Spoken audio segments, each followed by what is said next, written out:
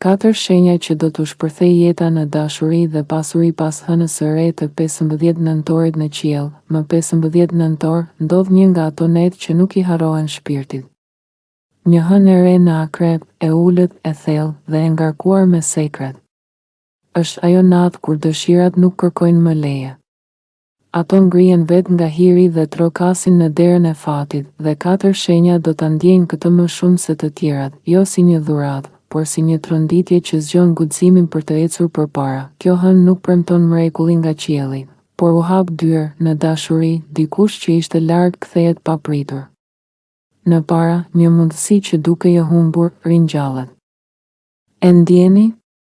Është si fryma e një fillimi të dytë, në lagjen, në kafenen, në mesazhe të vonshme. Universi përzien ndjenjat me shanset, një shenjë merr një mesazh nga dikush që dikur e kishte lënduar.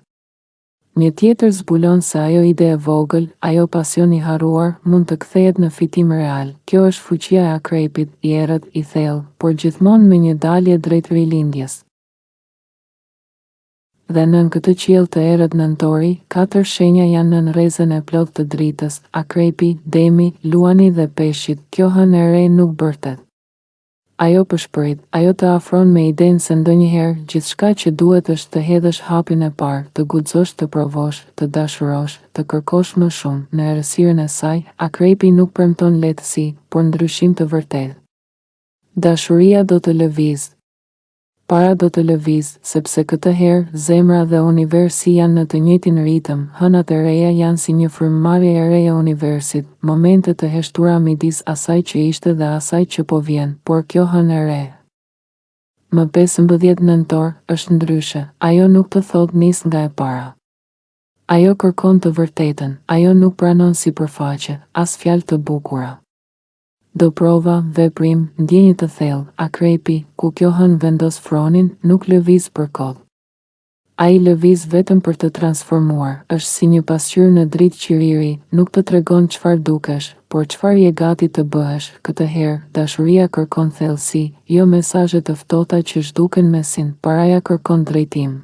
Jo premtime të shtyra për një ditë tjetër. Pse këto 4 shenja? Sepse universi nuk është kaos, është orë saktë, që rre në ritmin e zemrës sate. Akrepi është në qendër.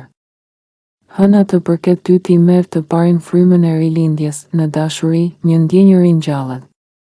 Në para, një bashkëpunim i ri hapet, universi të teston, nëse je gati të lësh veten, të fitosh më shumë se ç'mendon. Demi, ti je përballë akrepit. Kjo hënë të ndriçon marrëdhëniet, kufit dhe çmimin që vendos për veten.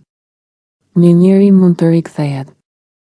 Një ofertë që kishte mbetur pezull mund të konkretizohet, por nëse është gjysmake, mos e prano. Luani, kjo hënë të godet me forcë krijuese, të shtyn të ndryshosh, të kërkosh më shumë pasion, më shumë vlerë në dashuri.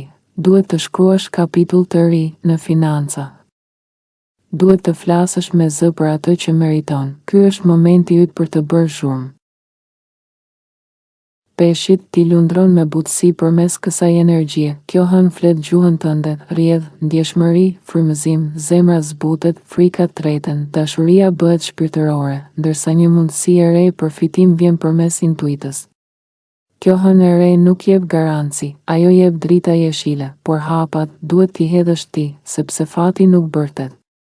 Ai përshpërit në zemrën tënde, si një rrahje që ndjen por se shpjegon dot, dhe nëse je një nga këto 4 shenja.